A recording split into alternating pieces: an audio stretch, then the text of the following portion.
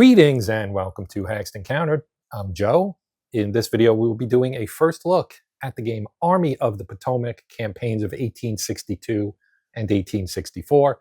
This is designed by Mark Herman.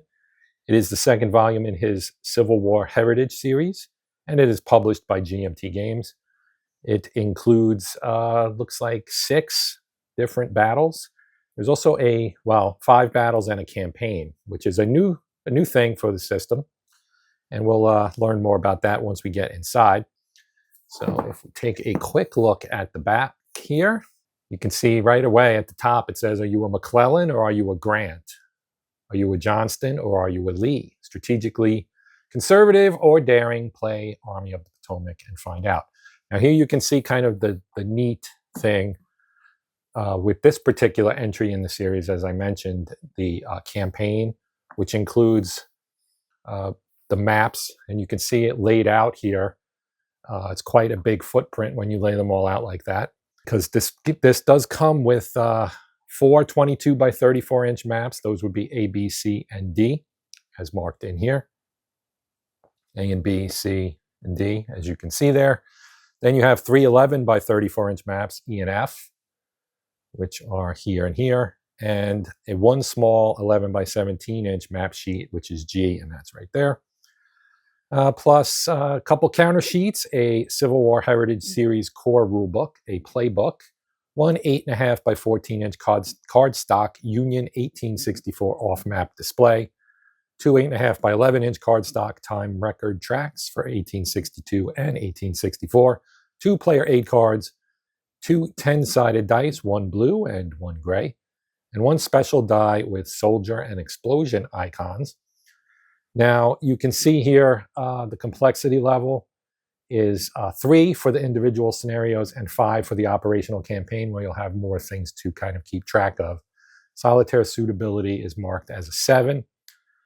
Unit scale for this one, divisional and brigade sized infantry and cavalry units with regimental detachments, half mile per hex, and time scale is half day per turn, sorry. This is a 2-player game. It is relatively solitaire friendly, as we see over here. Again, and it is for 14 and up. So now let's take a look and find out what's inside the box. There we go. Here are our dice. As you can see, the 2 10-siders and the explosion and soldier die. Some baggies, always welcome.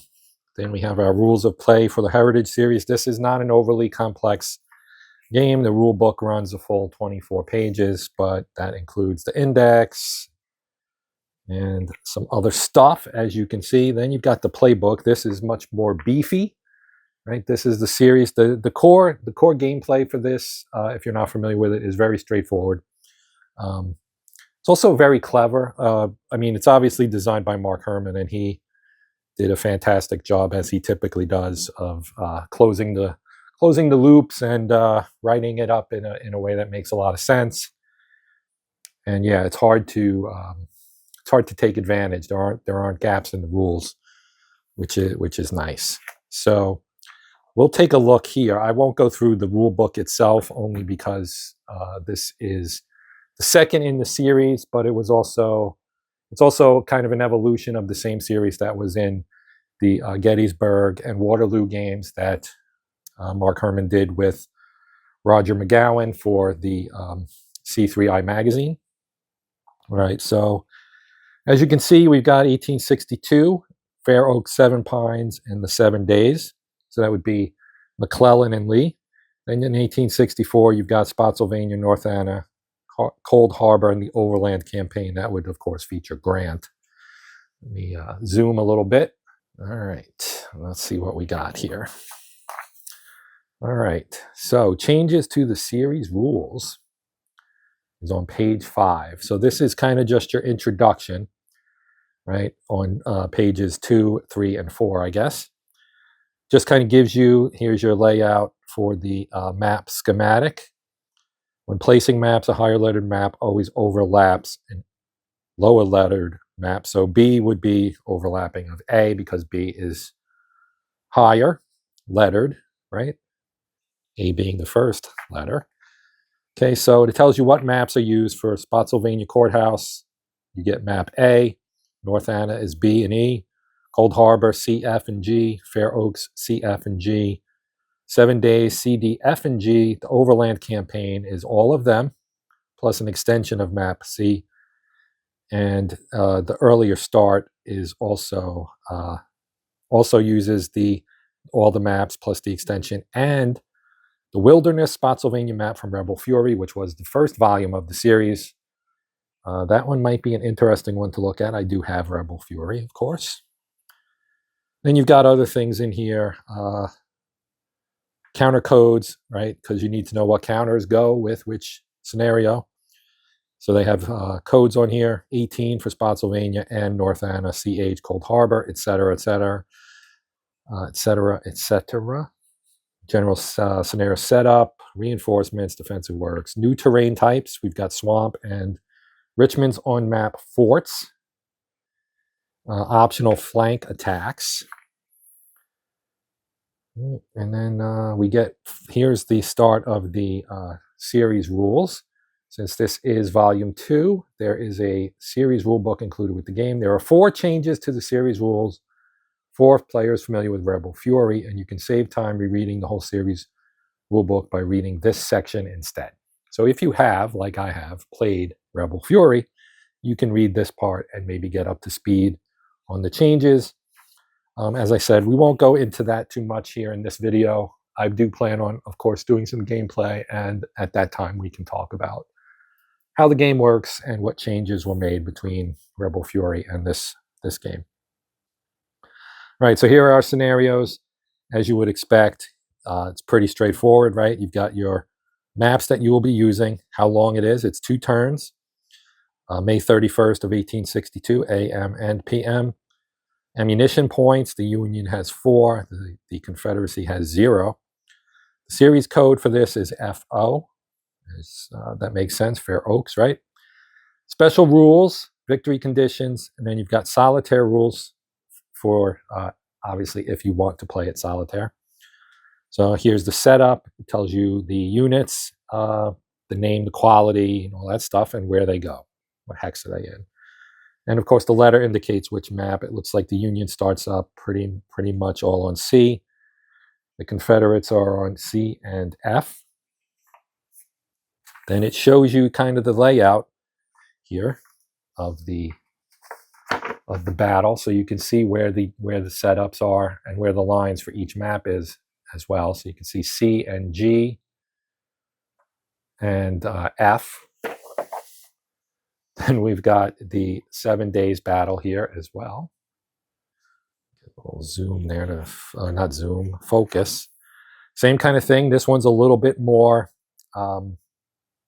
involved, I guess. It's got more special rules. Still has solitaire rules, and it tells you how to do the command phase, the different phases of the game from a solitaire standpoint. Really welcome, because Rebel Fury, you could play solitaire as well, but it's good to have everything laid. And there was a solitaire scenario in there as well. But this one, you know, we're two in, and Mark has already provided solitaire rules for both of those first 2 scenarios. And then you've got optional 2-player rules. And again, the setup, right? We've got a decent number of units from both sides, and then again the map to detail where the setup is. Some nice artwork here. Spotsylvania Courthouse.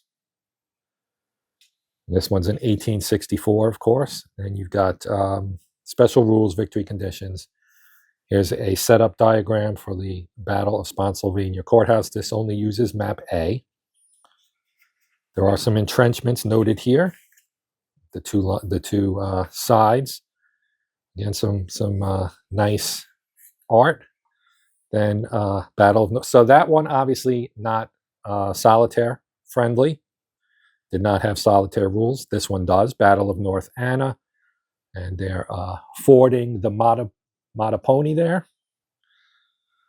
And this one uses B and E. It's, again, a 2-turner, so basically 1 day. And here's our look at the setup. Here's the North Anna River. as you can see.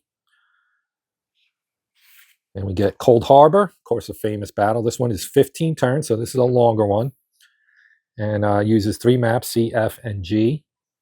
Both sides start with 10 ammo points. And both receive an additional 10 ammo points at the start of the command phase of the June 1st AM turn, but cannot exceed 19. All right, and our scenario code for the counters is CH. We got our special rules, our victory conditions, the 2 sides, setup diagram,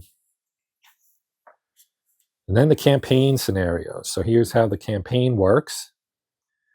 You do not need Rebel Fury to play Grant's 1864 Overland Campaign. The Overland Campaign uses a setup almost identical to the Battle of Spotsylvania Courthouse scenario, but instead of 1 map, it uses all the maps and has a few reinforcement units. You've added as a bonus for the very hardcore method to play this campaign from the Wilderness on May 5th to Cold Harbor on June 5th, but this longer campaign requires a copy of Rebel Fury. All right, so again, rules specific to the campaign. You'll have marching and logistics. That's a big one, right? Logistics is kind of a new intro for this particular series in a kind of detailed treatment. Wagon trains, then you've got casualties, artillery ammunition, resupply replacements, reinforcements and replacements, rain effect, cavalry HQs. And then here is the detail for the shorter version, which does not require Rebel Fury. And again, nice map showing setups, right? You have Grant and Lee, the 2 commanders. Then the extended one, which requires Rebel Fury. And you can see the Rebel Fury map kind of slots in at the corner of the Army of Potomac map A. This one is 64 turns, running May 5th AM to June 5th PM. Nice and long. And you can kind of see here how they map up or match up this red line showing where the maps link up. This is pretty cool. Yeah, consider this a life experience. Basically, you are starting the campaign scenario with all of its special rules, starting with Grant's initial turning movement covered in Rebel Fury's Wilderness scenario.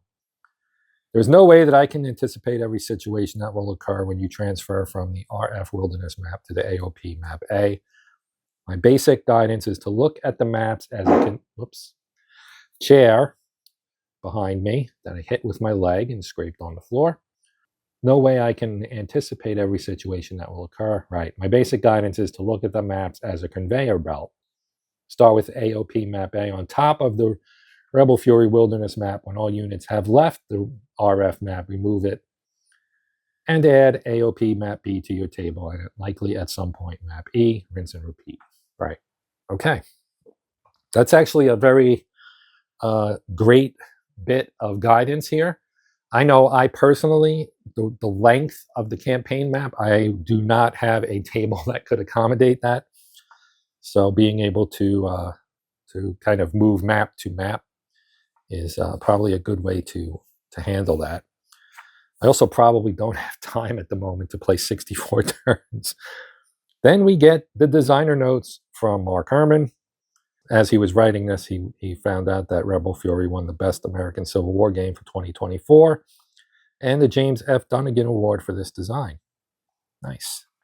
A little, one of his articles from his Cleo's Corner, number 15 from C3I Magazine, number 38, which is a fairly recent one. A lot of good stuff. Mark Herman is not only a great game designer, he's also a very good writer and historian, and yeah, this is well worth reading.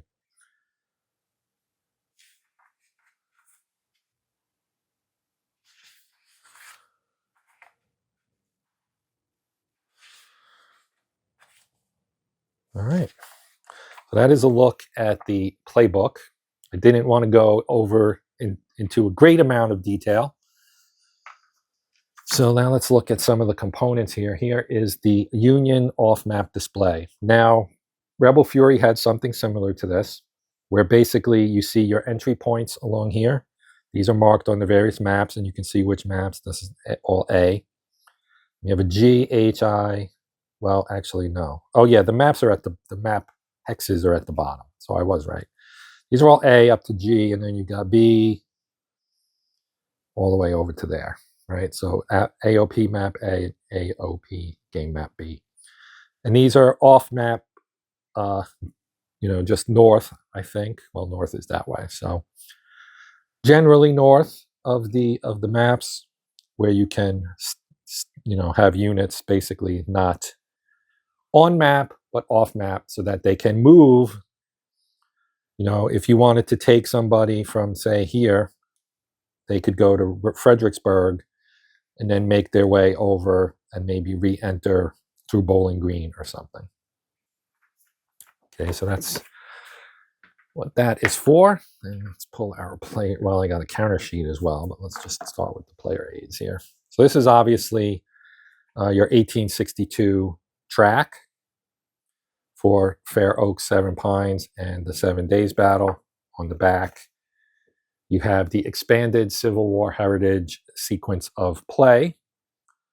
Okay, and underscored notations are only used in the 2 campaign scenarios. So that's your sequence of play. Then we have one for 1864. It's a little bit more involved because there are more scenarios plus the campaign that runs all the way through June 5th. And it actually starts at the extended Overland Campaign on May 5th, which requires the Wilderness map. That is single-sided. Then we have player aid cards, as you can see. We've got our sequence of play, battle rating summary, HQ removal check table, your tactical position determination. And we'll get into what all of this means, but basically it sides with advantages or disadvantages that impacts the results of what happens in the battle. Then you have your result table, which does use your advantage level, significant, disadvantage, disadvantage, advantage, significant advantage, and then your defender. So it's a matrix basically, and this tells you what happens. And on the back, you've got your ever popular, ever necessary terrain effects chart. You get 2 copies of that. Then we have our counters here. So this is counter sheet number 1. You can see the Army of the Potomac with its commander, U.S. Grant, and various units. And you can see the hex numbers on here, and up in the corner, you can see the number. See, there's a 64. That's for the 64 campaign. So you can see all of that. Then you've got the Rebs over here. You've got General Lee right there, Hampton, Breckinridge, and Stewart. And some of their units. There's another Lee right there. That one's for the N campaign, which is North Anna. You got casualty markers, 7 days. North Anna, 7 days. So you can see May 18th, right? May 18th, North Anna. So you get the general idea. Now they do have 2 sides, as you can see, right? And you might note that they are deployed in different. You have 2 different formations, basically. This is part of how units work in the game. And again, I won't go into the rules too much. Many of you that are watching this, I'm sure, have played Rebel Fury or perhaps Gettysburg and or Waterloo, and are probably somewhat familiar with how the units work. As I said, it's a relatively low complexity rule set, but it all is very it makes a lot of sense and it works. So that's all you can really ask for. There's McClellan, 2 versions. One for the 7 days, and one for Fair Oaks.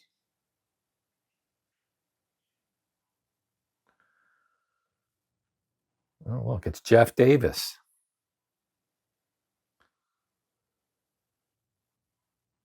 Entrenchment markers, replacements, must attacks. Cold Harbor, Fair Oaks, and 7-Day detachments. Detachments play a special role in this game. Again, we'll get into that when we do gameplay. You can see lots of units, as you would expect. I mean, considering all of these scenarios in this game, to have only 2 counter sheets is nice. It is a low density type of game. So those are our 2 counter sheets. Now let's get into the maps. We'll start with map A. I'm going to pause a moment and spread it out, and then we'll take a look. I will look at these individually because I don't really have the table space at the moment to try and set it up in a multi-map situation. Okay, here it is. Map A. So one thing that jumps out immediately is here's Spotsylvania Courthouse. And then something that caught my eye is right here. Mrs. Robinson, as in, here's to you, Mrs. Robinson. The older guys will get that one, and maybe the younger guys too. But you could see all the rivers and everything. Laurel Hill up here. You've got Hazel Grove up here. Various roads and turnpikes and so on here. Some ridges and so forth. Rock Creek, Telegraph Road. You've got all kinds of stuff if you're familiar with Virginia. So this is map A, and we will now take a look at map B. Okay, here is B. So here's the North Anna River, Richmond and Fredericksburg Railroad. Now, you can see those letters up here that correspond to our Army of the Potomac off-map display that go with the entry points. So if you were to move a unit from A to, say, K, this is where they would enter, near Milford Station. And the Mattapony River, which actually is on that off-map display. And so, yeah, so you can see here, this obviously is one where you would play the North Anna River scenario, I would think, since here's the North Anna River. And again, you've got little places on here like Coleman's Mill and so on. Here's Chesterfield, Needwood. So you have towns, you have churches, you have homes, Dr. Pollard and W. Atkinson, Mrs. Carlton over here. So you can see kind of the nice detail here on the map. Very well done map. I mean, GMT typically does pretty nice maps, and this is no exception. I forgot to check to see who actually did the maps for this game. So I'm going to look right now, because I'm sure it says maps were done by who? Charlie Kibler. Okay, there you go. Right. Does a nice map. Okay, so this is map B, and now we will move on to map C. Okay, here it is, map C. The Pamunkey River at the top, the Chickahominy here at the bottom, running across the bottom pretty much. Virginia Central Railroad running up this way. So here's Old Cold Harbor, New Cold Harbor, McClellan's Bridge, Grapevine Bridge, right? So here's Raleigh, Bethesda Church. And again, you still have the homes here, Barrett, Curtis. Here's Gaines Mill, Wade, Maybe, Barker's Mill, Barker's Schoolhouse, etc. And again, the roads, of course. All the major roads. Very nice. And again, you can see the ridge lines and everything. Very, very easily readable. Hanover Courthouse is over here. Now, obviously, these maps overlap somewhat. You could see the grayed out hexes at the top. That would, of course, indicate the edge of the playing area. And then down here at the bottom, you can see that, and on the both sides, you can see there is no grayed out area because they overlap with the other maps from series or the game. Okay, so that is map C, and now we'll go to map D. Okay, so this is the furthest east, I guess, if you wanted to. I mean, it's not exactly north. North, I think, is more this way, but yeah, the compass rose is here. North is that way, so kind of running that way. So it's probably more like this, I guess, actually, somewhat like that. I can't really turn it enough to do it justice. But you do have the James down here, the James River, nice and wide. So this is the furthest right of the maps of the and the last of the 4 large maps. Map D up there. We do have some entry points here. O, P, and Q. And then we have V over here as well. And again, you have the Chickahominy River, and as I mentioned, the large James River in the corner. Lots of kind of marshy terrain on this side, and some up here, and along the Chickahominy. Charles City Road. Here's Charles City right here. You got Wilson's Wharf, and there's an X and a W down here as well for entry points, probably coming in off the river. So yes, this is map D. So now we've seen kind of the top portion of the map going across.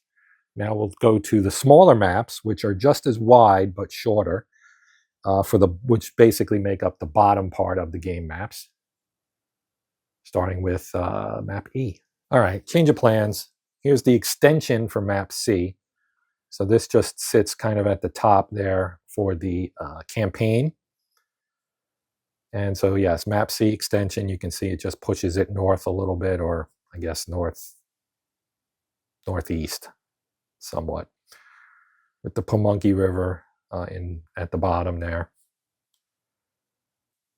All right, so that's the map C extension. And now this here is map E. So this is along the southern edge, I believe. Pull the box here. Yep. So this sits below map B, right here. Right, A, B, C, and D. And there's the C extension, and here's E, F, and G. All right, so you got the South Anna River here, and the North Anna River over here. And in between, you've got Little River and the Newfound River. Okay, so I know this is kind of small. Here's the Richmond and Fredericksburg Railroad. But I suspect this goes with the North Anna River battle. Poorville, I'm just looking at Knowles Turnout, Beaver Dam Creek, the Virginia Central Railroad. All right, so that's E. Now let's pull out F. All right, so here is F. Now this sits under D, so it's off to the far end. And this includes more of the James, as you can see. The nice windy James River, nice and wide. It is by far the largest water feature on the map here. And it kind of dominates at least this bottom portion of the map. And we do have some entry points here along the side, right? Map F. Nice big Army of the Potomac title here with your scale of miles. So this whole thing is 5 inches. Or 5 miles, not 5 inches. It's probably more than 5 inches. Definitely more than 5 inches. Anyway, so this is map F. Here's Malvern Hill. Newmarket. We got the Longbrook Road. 4 Mile Creek, Deep Bottom, Varina. Malden Hall. And then some of the landings, Berkeley Landing, Westover Landing, and so on. All right, we got one left. I zoomed in for this one because this is map G, and it's a small one, but it crucially has Richmond on it, and of course the James River. And the railroads all kind of converging here, right? You got Richmond and Petersburg here, Richmond and Fredericksburg here, Virginia Central here, and the Richmond and York here. Lots of railroads heading into the capital of Virginia, and at that time, the capital of the Confederacy. And you can see the forts around the city, ringing the city, including over here in the bend of the James near Manchester. So yeah, this obviously this is what Grant was trying to get to, what McClellan was in theory trying to get to, in his typical slow, kind of methodical and overly cautious manner. But yeah, this is the last of the maps, and that concludes our first look at Army of the Potomac, Civil War Heritage Series Volume 2. This covers campaigns of 1862 and 1864.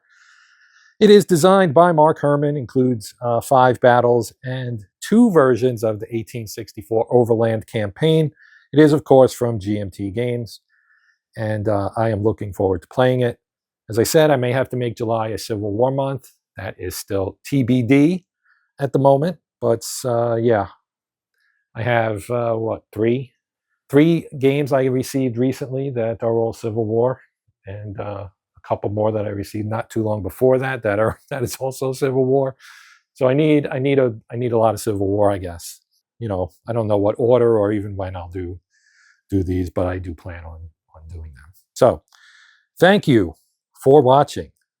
Big quick shout out to my channel members. I appreciate the support as always.